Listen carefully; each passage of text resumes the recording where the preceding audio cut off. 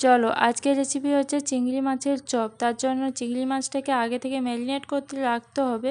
প্রথমে পরিমাণ মতো হলুদ গুঁড়ো, লাল লঙ্কার গুঁড়ো, স্বাদ মতো লবণ, পরিমাণ মতো টমেটো সস, তারপরে গোলমরিচের গুঁড়ো দিয়ে এটা মাখিয়ে রেখে দিতে হবে। কড়াইতে সর্ষের তেল গরম করে কুচনো পেঁয়াজ, পরিমাণ মতো লবণ দিয়ে ভালোভাবে ভেজে নিতে হবে। ভাজা হয়ে গেলে আদা রসুনের পেস্ট, লঙ্কার গুঁড়ো, হলুদ গুঁড়ো দিয়ে ভালোভাবে মশলাটা কষে নিতে হবে। কষানো হয়ে গেলে এরপর সেদ্ধ করে রাখা আলুটা এর মধ্যে দিয়ে ভালোভাবে মশলার সঙ্গে মিশিয়ে নিতে হবে। এরপর গরম মশলা গুঁড়ো ছড়িয়ে এটাকে নামিয়ে ঠান্ডা করে রেখে দিতে হবে। এখানে আমি বেশ কয়েকটা বানিয়ে নিয়েছি দেখো।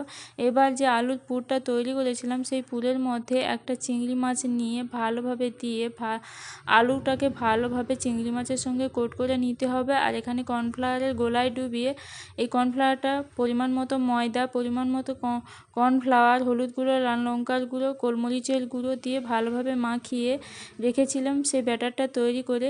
এবার সেই চিংড়ি মাছেরটা ভালোভাবে ওই ব্যাটারে ডুবিয়ে ব্রেড ক্রাম্বসে সুন্দর করে কোট করে নিতে হবে।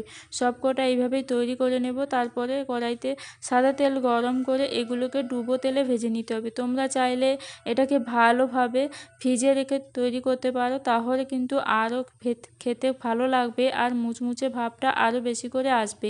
এবার এক পাশ ভাজা হয়ে গেলে সুন্দর করে আরেক সাইড উল্টে এইভাবে লালচে করে ভেজে তুলে নিতে হবে। টমেটো সস সহযোগে এটা খেতে পারো, খেতে কিন্তু দুর্দান্ত লাগবে। আর রেসিপিটি ট্রাই করতে থাকো।